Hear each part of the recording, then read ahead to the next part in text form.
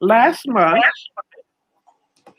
we conversed with several of our scholarship recipients concerning education during this time of COVID. David Shoes is a nonprofit organization whose mission is to reduce teen violence through youth empowerment, education, and community awareness. The organization was born out of grief of losing my son David by a gun in the hands of another youth. We sponsor several programs that encourages youth to think about the choices they make. We give presentations to middle and high school students, encouraging them to honor their own lives. We also give book scholarships to young men who attend a college, university, or trade school.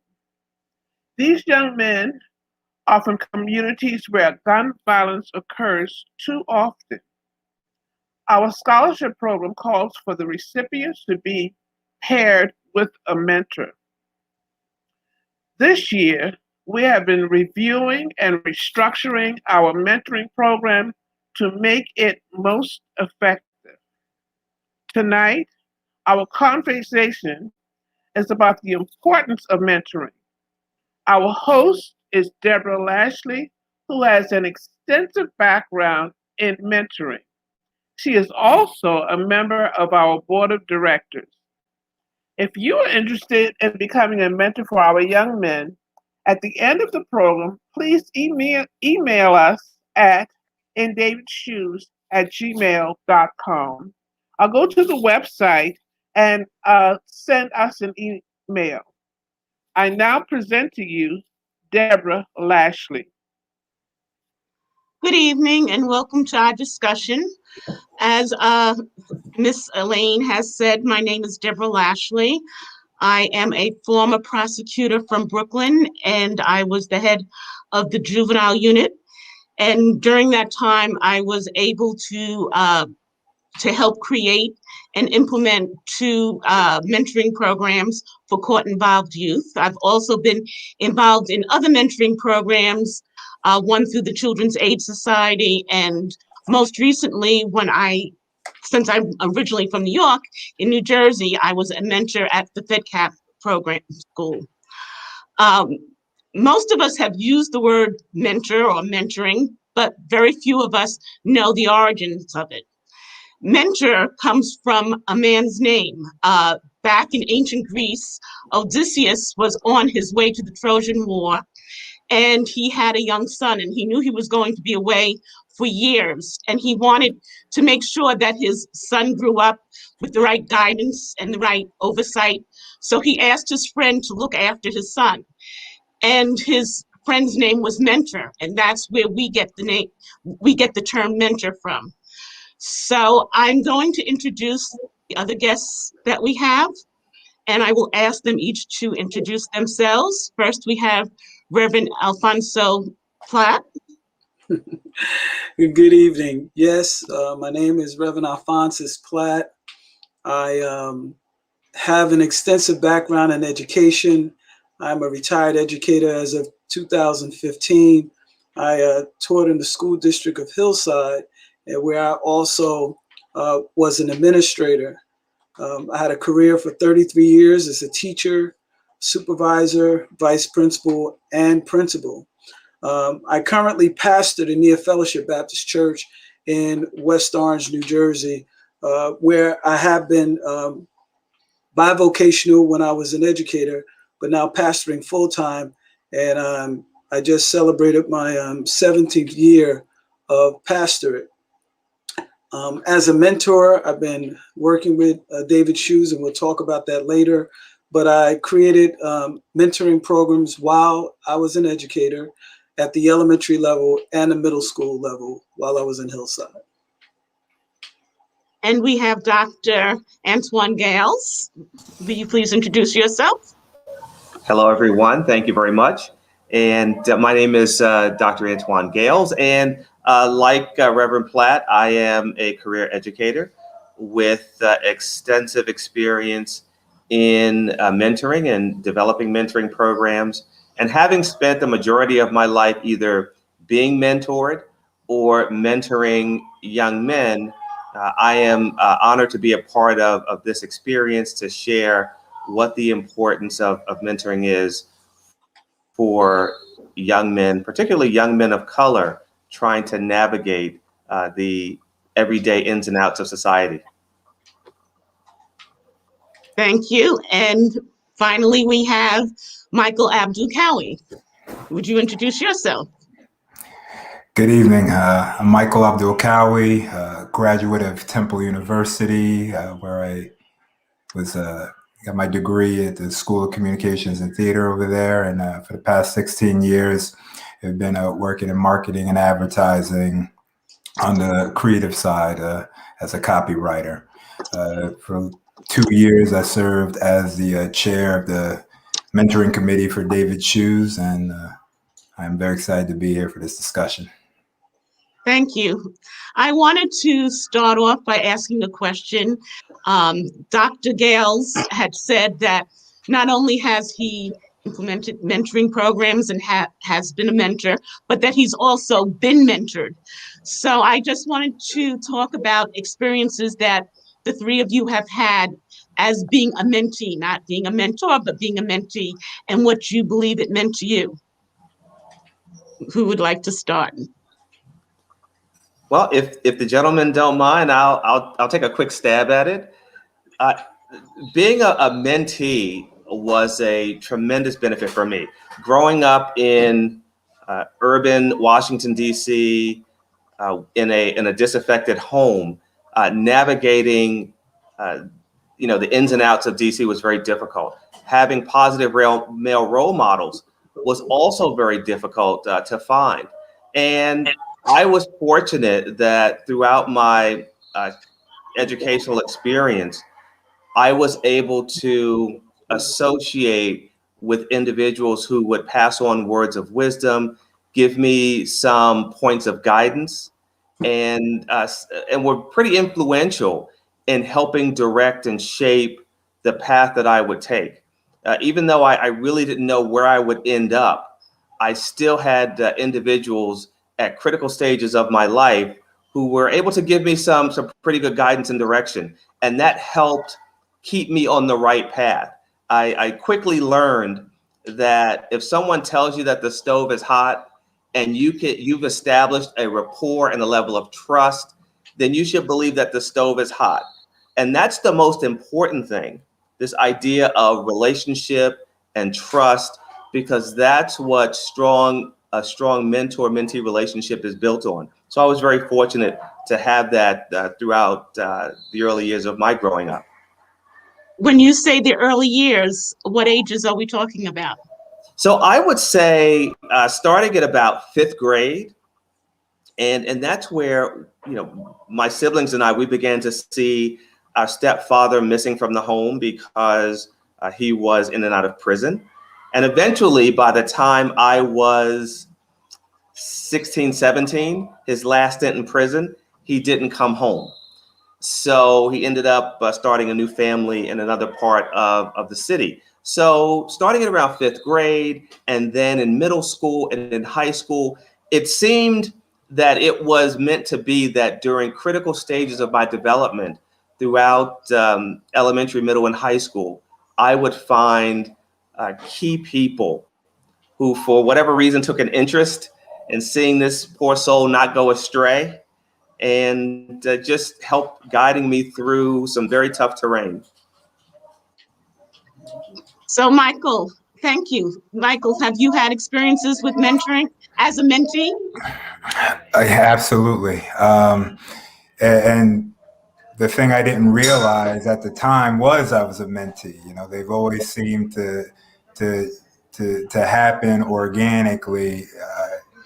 At first, they were coaches. I grew up playing basketball. One in particular, a man named David Henderson, just teaching lessons on the court, but also things that I realized I could keep with me off the court. And as I got older, there was a mentor in college who really helped guide me down to the career path that I have, and then a few others along the way that I think have been just gave me great life lessons and sort of showed the way of like, hey, this is how you do it. This is how you raise a family. This is how you be the head of the household, take care of others, take care of your community, and it's been invaluable. Thank you. And Reverend Platt, have you ever been a mentee? I know you've been a mentor, but have you ever been a mentee? Yes, and I'm glad Michael shared. When you look back on it, you realize that you were a mentee when you didn't realize you were being mentored by someone. And that was my experience too. I grew up in a household with my mom and dad in the household. And it's interesting as Antoine put it about dads not being in the household. Well, my household was a household where my dad was not there, not because he left the home, but because he was working so much trying to maintain a new home that my family bought and purchased in Newark. As we moved from Jersey City, Union City to Newark, he purchased his first home.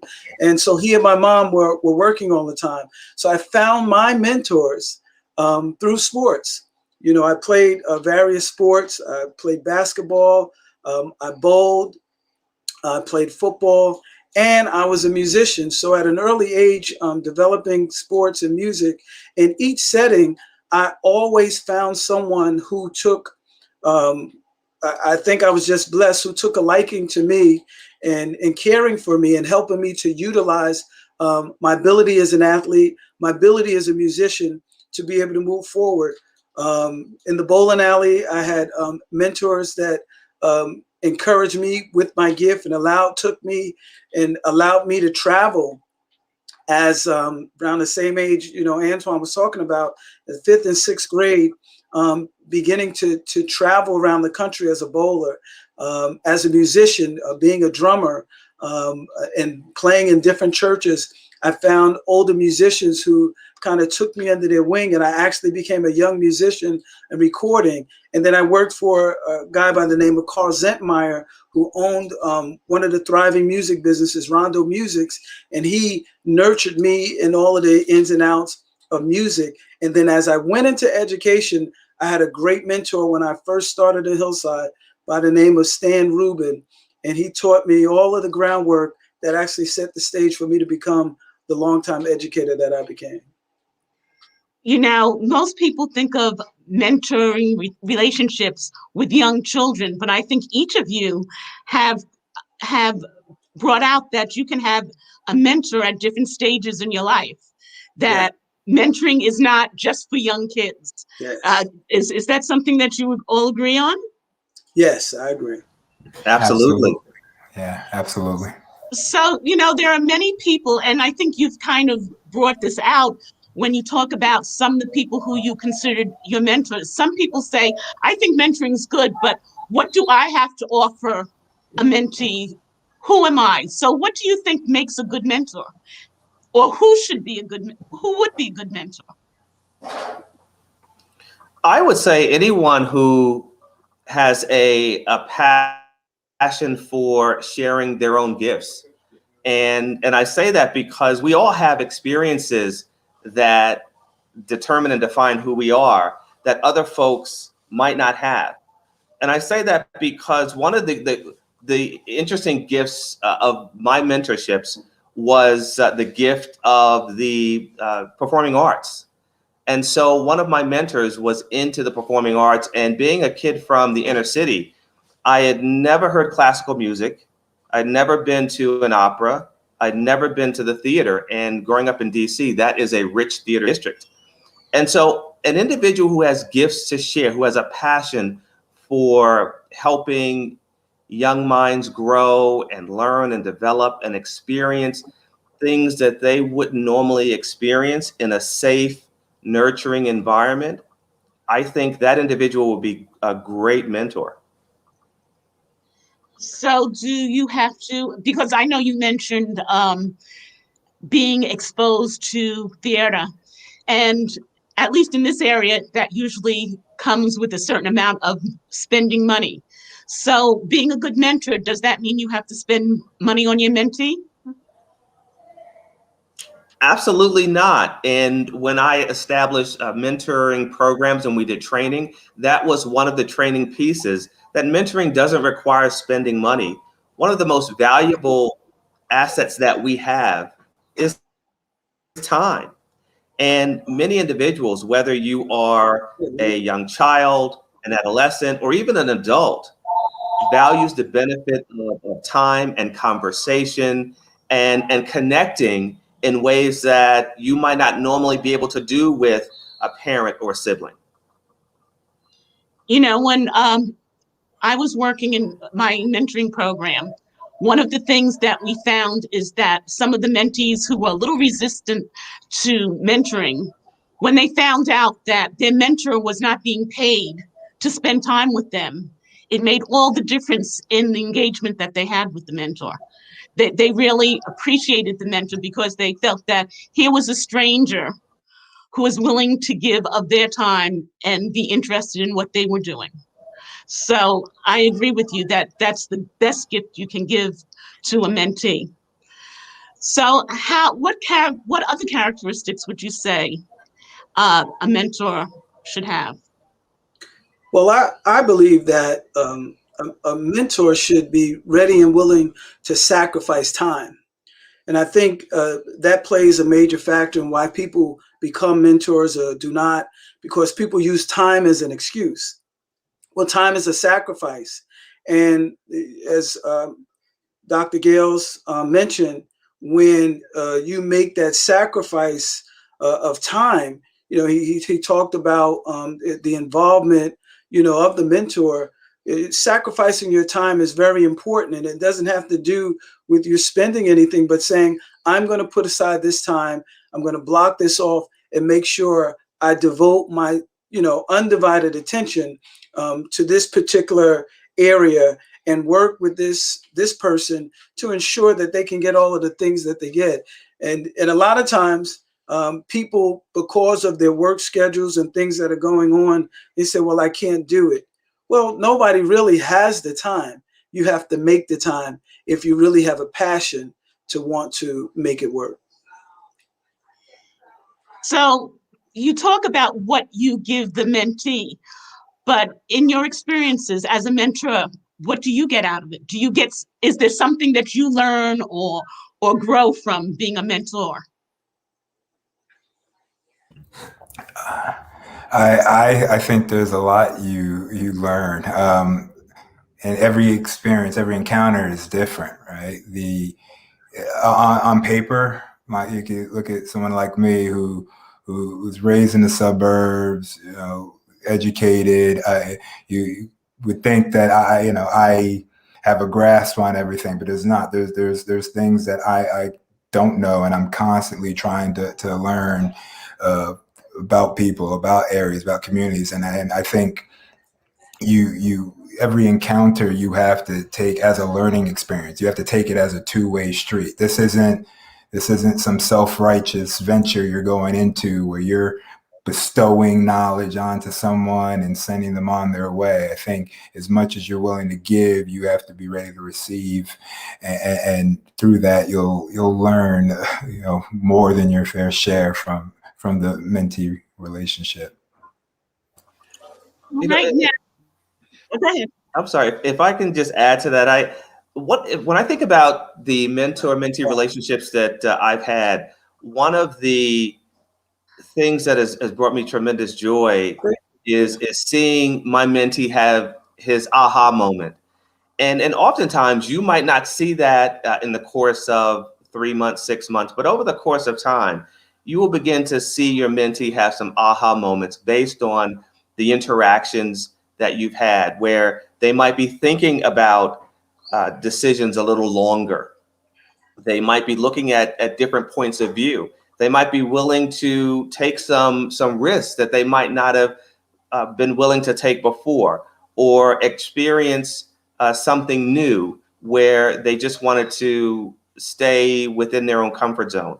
So for me, and I'm sure for my other panelists, when they see their mentee begin to show some of those signs, it's really gratifying that, well, maybe we're making some progress. because that's the essence of a mentor-mentee relationship, to help that individual learn to grow and problem solve. And when you see that begin to come to fruition, it's gratifying. It really is. You It's know, it to me, it's like, just like being a parent. It's a sense of reward. You want to see them do well. In fact, you want to see them even do better than you, and you find that you're actually meeting your purpose. You say, wow, this was a benefit even for me, because it's more than about me having success, but I feel that I've met my purpose by helping someone reach that level of success, their level of success too. Dr. Gales, you said you see changes, but there are cases, some people compare a mentoring relationship like planting a seed. And sometimes seeds take a long time to grow. And there are times that your mentoring relationship has basically ended, but you hear or see or run into your mentee some years later to find out that the seed that you planted actually flourished. Absolutely. And it's similar to a teacher-student relationship. And we often say that teachers, light the path to a future that they may never see, or parents who drill values into their kids, but it's not until they're an adult that they say, oh, wow, that's what mom and dad were talking about, or that's what my mentor was talking about. And so that's just as gratifying, whether you see it in year 1, year 5, or year 10. The fact that you have been able to exist in this partnership with a growing person, it's just a gratifying experience to play a small part in sharing your gift. So in today's world with COVID, everything seems to be virtual. How do you think it affects mentoring relationships when you can't have that in-person, one-on-one interaction with a mentee? Well, it's actually helped me with my mentee, because he is social media conscious.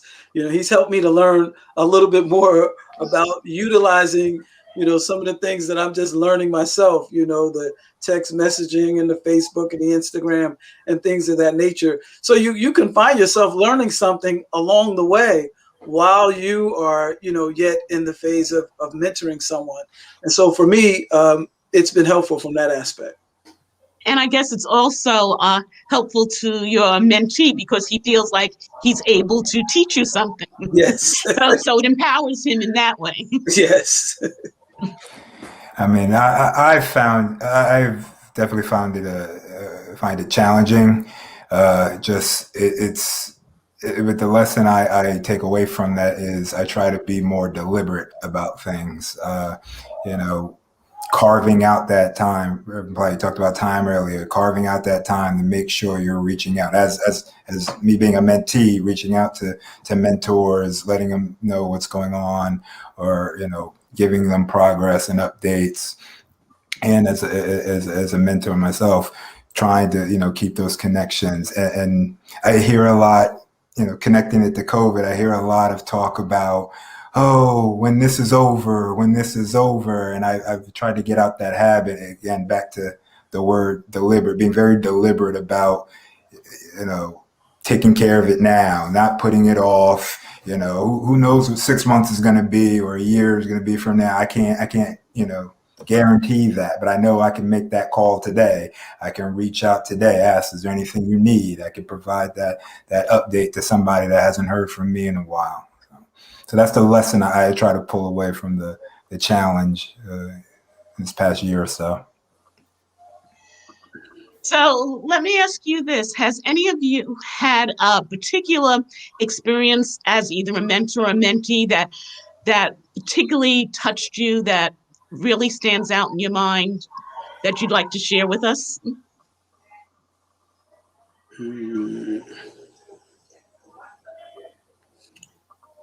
I can think of one as a mentee, because for me, hearing Dr. Gales, you talk about that aha moment, and to be honest, I don't know if I have gotten that yet as a mentor. I look forward to that, but I know as a mentee, I think I've seen the reaction when I've had the aha moment. I've seen it in the mentor's eyes, and I just, I had a couple of them at my wedding a few years ago, and I just remember, if anybody's ever been, groom in that experience, or bride or groom, it's a hectic day, but I remember catching eyes with one of them, and they just kind of gave like a little head nod, like, yeah, all right, yeah, you did it. And I in that quick moment thought back to all the conversations about family, and building a household and a lifestyle, and me just asking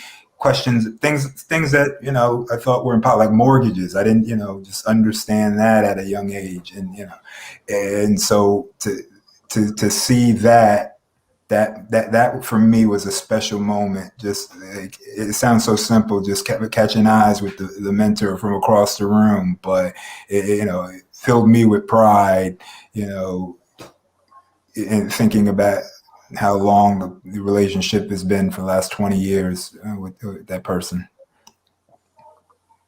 Mhm.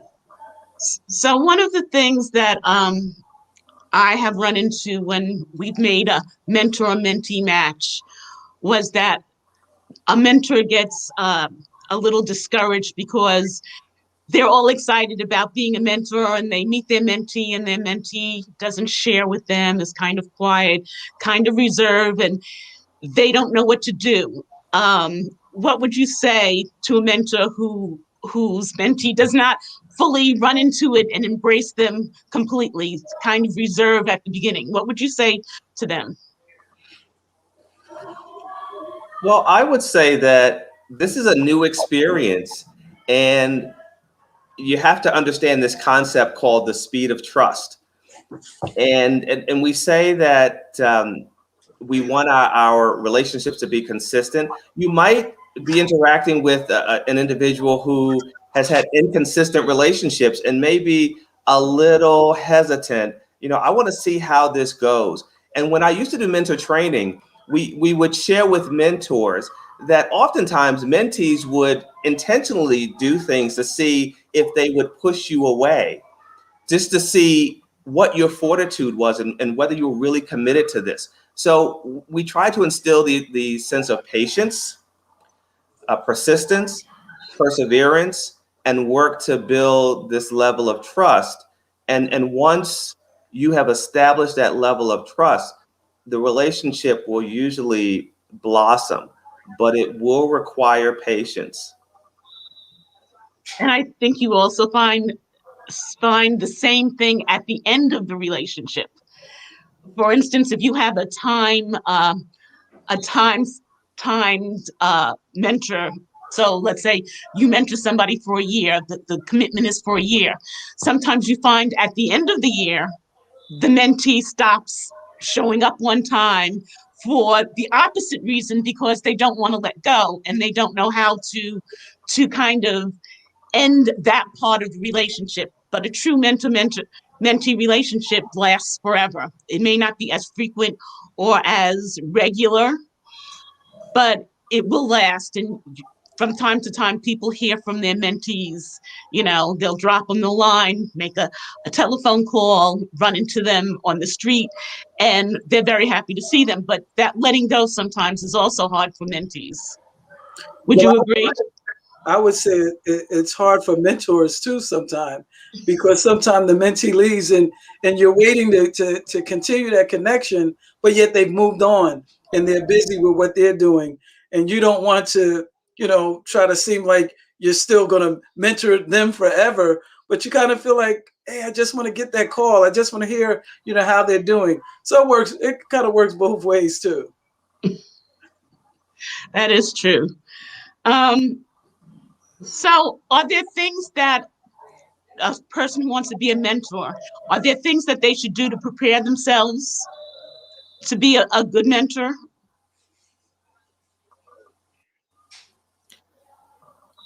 Well, I would say, of course, there are some things that you can do. We've talked about the issue of time, and Reverend Platt mentioned the sacrifice of time. But you also have to do some soul searching as a mentor, because as you mentioned, the relationship might not go as smoothly as you anticipate because of your excitement. It might not go as well. It might be a little discouraging in the beginning, but it's important that you have a solid foundation of your own. You have your own mental stability, your own high self-esteem, and again, a passion for sharing your gifts. And I'm also going to say that it's important that you have a good, solid reputation in the community. No criminal record, no spotty background, because there is a background check. Because it's very important that these matches between mentor and mentee, between adult and student, are grounded in a solid foundation. That's what I would say as a first step to preparing yourself. Yeah. So, go ahead.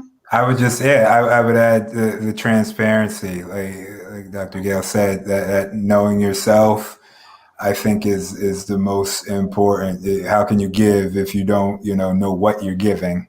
And from there, it's you can usually take the first few steps.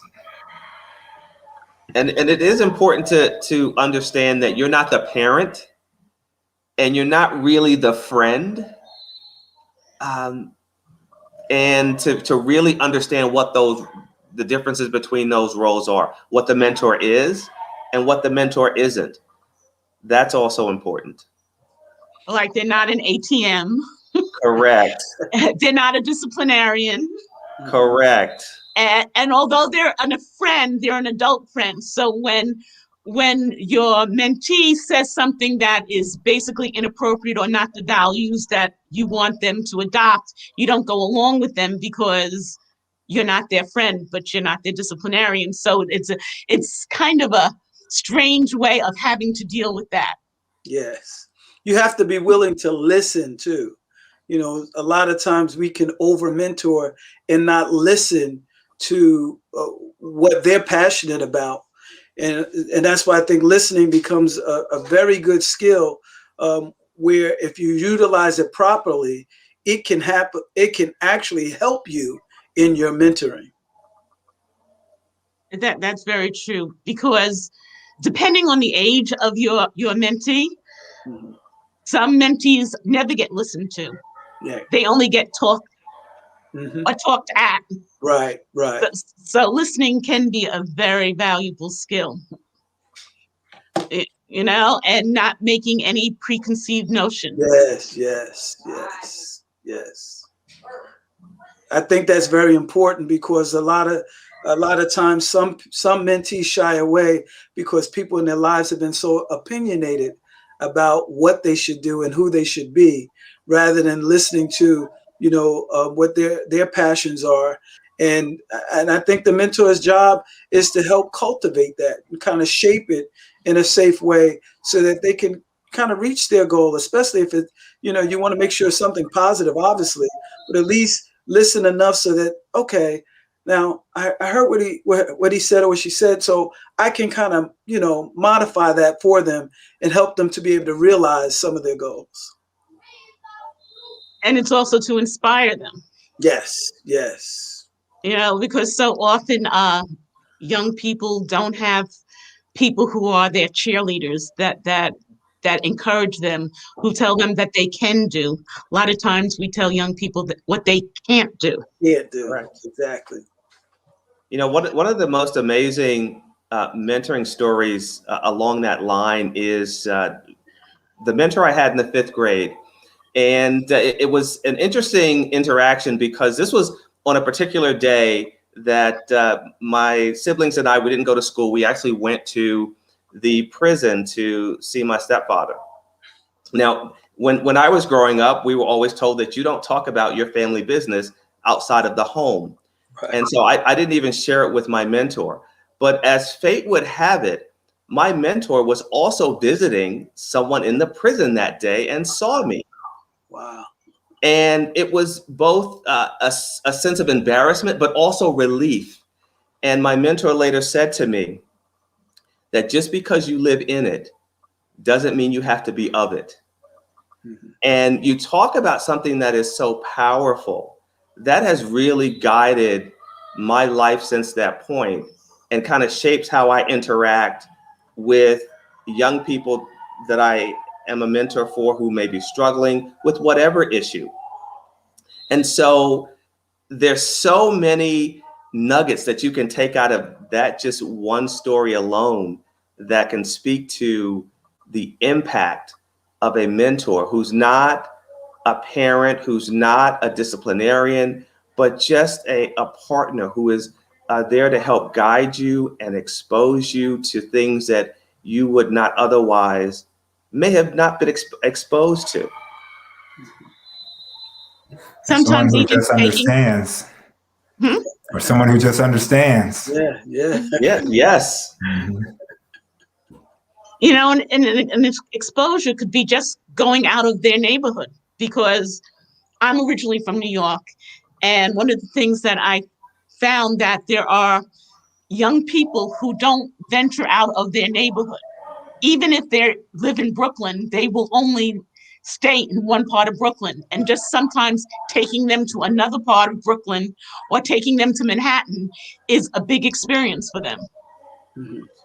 And I would have to say you were hitting on all cylinders for me tonight, because I had another mentor who would come to my elementary school to tutor kids. And for some reason, he took a particular interest in tutoring me in reading. And one day he said, "Would you like to visit my home?" And I was like, "Wow, sure." He lived in Arlington, Virginia, which is right outside of DC, few subway stops, maybe a 10-minute car ride. Going from the inner city projects to the suburbs of Virginia, where you see trees and grass and you hear birds and you see animals.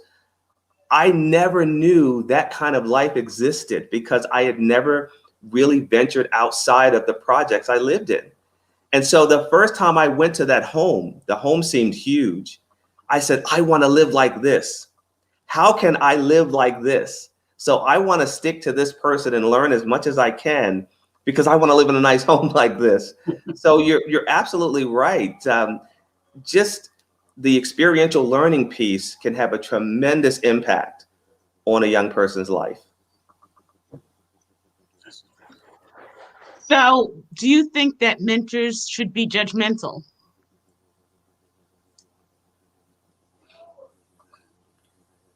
Quiet. Nobody has any opinion on that. Reverend Platt, you look like you want to take that one. I don't believe mentors should be judgmental, because you have to meet the mentee where they are. Sometimes we try to impose ourselves on them. It's important, to teach good values, and it's important to make sure that they understand, the things that are right from wrong. But we should never impose ourselves on others, because we have to remember that we have been shaped also. Sometimes we can make it look as though we haven't been through anything because we're being judgmental. And so we have to be careful with that. It reminds me of a story. I have one of our mentoring programs that we had done was all our mentors came from faith organizations. Mhm. And one of the things we taught them is that you cannot proselytize, you cannot make your mentee go to church. Mhm. And one day we were talking to one of the mentors and we asked them something. He says, "Oh, well, I'll ask him when he comes to church on Sunday." So all sorts of red lights went off in our heads, and they saw it in our face, and they said, "No, we meet on Saturday," and they would ask me what we were doing the next day, and we would say, well, in the morning we go to church and whatever. And he said, after a while, he asked if he could come, and the young man said that the reason why is here was a stranger who took time, gave of their time, accepted them because this was a court-involved youth, accepted them for just being a young person, and they wanted to see what it was about church that made his mentors the way they were. So there was no judgment there, but it was kind of an example of the values that they had that he wanted to adopt. Right. So you made me think of that story. And being a good mentor, you offer opportunities for reflection. And since many of us have spent so much time in education, we understand the concept of teachable moment. Mm-hmm. And it's not about judgment, but it's about reflection. And if you can get a mentee to begin to reflect and come to their own conclusions based on a set of values, and make decisions and determinations of their own actions, I think you've done a really good job. So I think reflection is much more important than the judgments and assuming that we have all the answers, because even as adults and as mentors, we don't have all the answers, but we can try to figure out some things together. Mm-hmm. Mm-hmm. Do you think age differences affect positively, negatively, or have no effect on a mentoring relationship? I think I don't think they do really. I think there are some things that lend themselves to be helpful. I mean, similarity in age could lend itself to having more in common, but it's not a, one thing equals success, right? I've had mentors who were, father figure age, and I've had mentors who were maybe a year younger than me, but they just were bringing a set of experiences and guidance that I wasn't exposed to, right? The theme we're sort of hearing over and over again tonight, right? What they were able to help cultivate in me. So the age is, it's not, I feel like it could come in different forms. We used a model that I created actually at the elementary level, where we ended up mentoring about 65 boys in the school. And it was born out of the superintendent deciding to remove the vice principal from my building. Budget cuts and things of that nature. And, people were like, well, how in the world is he going to, run the school? He's been running it with the vice principal the whole time. And immediately in my mind, I started to think about a lot of the boys who had issues throughout the year. You look at some of the problems they were having. And so as we entered into the new year, I created a mentoring program. And that mentoring program looked so much different because it wasn't just me in front of them. We brought in the ROTC from the high school, who began to teach them in different quads and different groups. I encouraged the male teachers on the staff to take a particular date, a particular time to come in and bring in a presentation. I invited Elaine Lane from David Shoes to come in and do a broad presentation to the boys and to the young men. What people didn't realize, even though I made this sacrifice, we had it on Fridays. And Fridays used to be the most difficult day of the week, ending the week, with children going home from school, where you hear so many things going on. So my sacrifice was, I'm going to spend every Friday with these group of boys and making sure that we provide for them various different opportunities for them to see that they can learn from different people, their peers in high school who were older, the teachers, and then outside entities who will come in and do presentations. And it worked well. And I think that the age differences can be, as was mentioned earlier, opportunities to learn. Mm-hmm. We can learn as much from younger people today as they can learn from us. And when Reverend Platt, you were telling your story about using social media, that resonated with me because I had to use some young people to help me do some digital media a few months ago. And it was an interesting learning experience. And I'm sure in the back of their minds, they were saying, "This is so simple for me. Why don't you get it? Yeah. You have a doctorate degree." So, but they didn't take that route. And it was, again, a teachable moment and time for reflection. So I think the difference in age can be a learning experience for everyone involved. Exactly. So, Michael, you have been involved in David Shu's mentoring program. Can you tell us a little bit about who you meant, the type of person, not any particular person, but who it's a cadre of mentees in that program? Like the overall type? Overall type, why you feel it's important for them to have a mentor, or why they feel it's important to be a mentee. Um, I think overall type are what I would stereotype, again, on paper, or at least at first glance, as someone you wouldn't think needs a mentor, right? Which could be a little misleading. I guess many of us think mentor-mentee relationship, you automatically assume that the mentee is someone that's coming from a rough background or just in need of something, it's so many of the students, they were, highly educated, smart young men. They reminded me of myself a lot. And I thought that was, a constant just reminder that anybody could be in need of mentoring. And that was just, again, that was just the overall, you asked about the group of young men. That's, who they were. And it was a very interesting group because it challenged what I thought a mentee-mentor relationship was. So they're all college students, am I correct? Yes, that is the requirement for getting or being a part of the mentoring program. They are all recipients of the David Shu's scholarship, and part of accepting that scholarship is being a part of the mentoring program. They're all young men who are entering college. And what kind of issues or what kind of things are they in need of?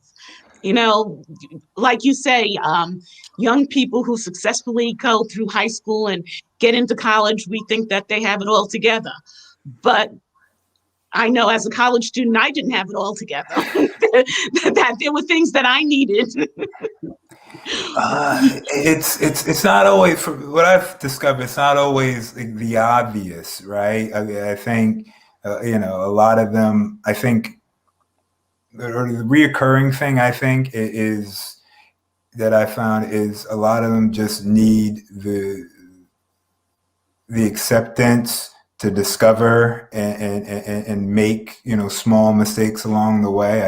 I feel like I've encountered a lot of young men who have a strong idea of what they want to do. And as life does, school, it challenges that and they want to rethink that. And I think it's, being there, letting them know that's okay and letting them, having that conversation and like we talked about, being able to cultivate and help them see, well, okay, what is the right direction you want to move forward with?